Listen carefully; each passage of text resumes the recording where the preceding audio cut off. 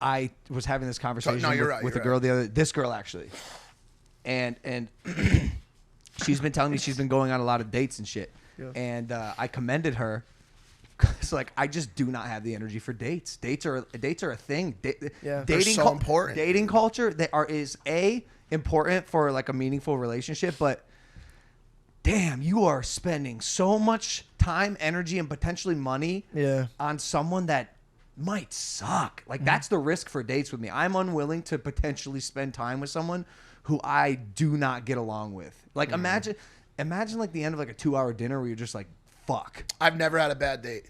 Wow. In my entire life. Really? I've actually never had a bad date. Never. Because I can control the atmosphere, bro. Same. Even if I dislike her, then I'll just like have a good night with her and like enjoy her company and just call it a night. No way.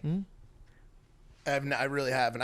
It turns into a good conversation. We have a good time. Hold on. Not one time. It will always appear that way. I have a fucking podcast. I could talk to a wall if I wanted to. Like I can have the conversation. I can have the good time. But I'll go home going, yes, damn, that girl was a brick 100%, of a human. Like 100%. there's no, it's 2-dimensional. And so that feeling for me makes me really turned off to dating. Do you know in the last... Can we get, what is this dog is on one today, dude? He's in the circle chasing. Hey, excuse me. Yeah, cut the shit, man. The other issue, and this is why I'm able to actually argue the point of time spending, I don't remember the last time I was on a date. I mean, it's been years since I was on a proper date, dude.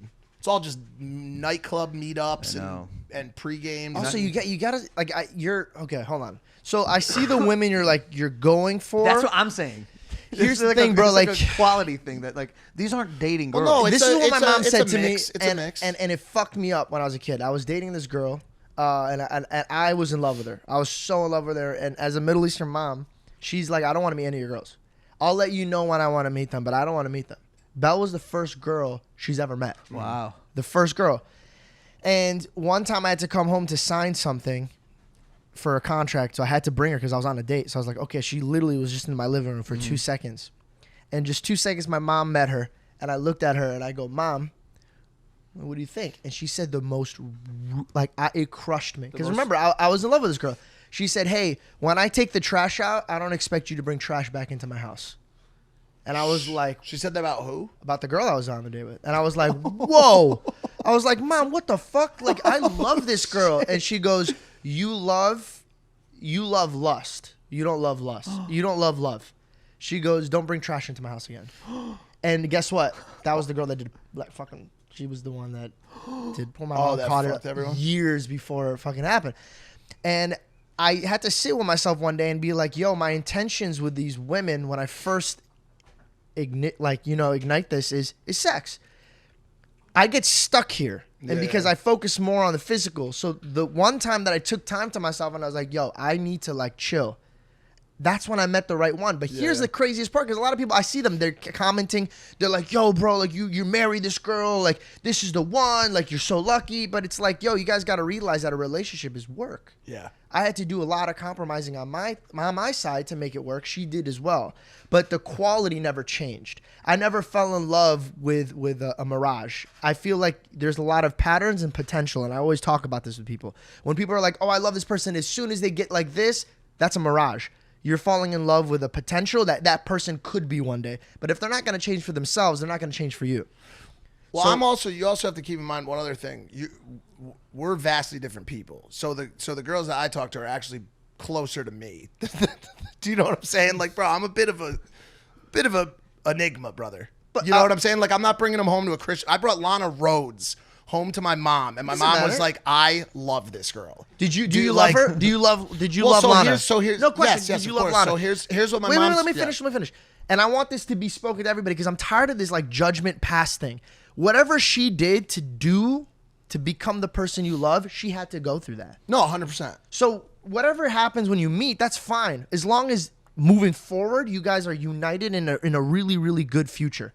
But unless you guys are working and compromising, it's not going to work. I think Lana and you guys could have worked out if you guys would have compromised. Let's not get into that too much. I was just using that as a quick example of like more of my style of... I didn't mean it in even a sexual way. I just mean the eccentricity of the people that I surround myself with. We're a bit stranger than the average, like, hey, George's mom, like, this is my girl. She's a going to school to be a doctor. Like, dude, I'm a bit of a weirdo, man. You know what I'm saying? The people work I through this associate with me, George, because you're right, and that your pattern versus potential advice, as you know, so true. was the truest advice for sure that you've ever given me in relationships. And I apply it to my life. In everything. Yeah. Pattern, not potential. Yeah, absolutely. I make decisions based on that. If I notice something's going a certain way for a certain amount of time, like everything. But work through this with me because this has happened. Yeah. I've spent tens, potentially hundreds of hours, not tens, FaceTimes, texting, even a couple dates with some girls, and all good. And sometimes, you know, I'll wait for that perfect moment to really get intimate and make love for the first time. But I've had situations where, like, I'm really into a girl and we hook up and there's absolutely no sexual chemistry. You need sexual chemistry. NEED. You like, need it. Like, it's You been need going. it. Like, I've had this thought. Wow, this girl could honestly, like, I could be with her forever. Yeah. First time we hook up, I go, holy shit. She's a homie now. Like, unfortunately, Now, like, can I ask you, is it because she was like terrible in bed, or is it because she was too much? it's a in bed? chemistry. Not even. It's a chemistry. I don't thing. think terrible is like the word. It just didn't click for whatever reason, or maybe like we are different speeds. And I've feared this. I've entered a realm now where you have. That's that. I was about to get to you on that. So you remember, I hate to be biblical, but this is the reasons why you're only supposed to be with one person. You're not supposed to really just like spread your wings and fly out with multiple. You have too many tastes in your mouth. How is one girl going to satisfy what 9 other women this week could do for you? Because it's been done. Exactly. So what Like, you got to do now is you got to train. This is where the work comes in. Okay. You got to like kind of take a step back sexually because now you're too sexually driven. So you got to take that step back and bring it back to reality. Yep. So cut pornography. If you're going on Instagram and you catch yourself looking at women or like digging deep in it, cut that shit. So you want me to have boring sex? No, not at all. Well, that's what you're But saying. no, he's not. He's Because saying you he's can saying get as crazy as you want with your girl, but you gotta like step it back when you're too sexually driven. It's not. No, You're no, like it's tunnel vision. He's saying it's not tunnel vision. I he's just saying told you I spent tens of hours. No. Tens of hours. What did I saying say? What did I cleanse say your when you said palate. that? I said no. You need sexual chemistry. You do. But what's gonna help your sexual chemistry is you guys are at a different platform. You guys understand? You guys are not at a grocery store bagging groceries and you're like, oh, she's kind of hot. Let me take her on a date. You guys could really look at a girl and be like, all right, if I really want to be intimate with her, give me a few days to a few weeks. We can make this happen.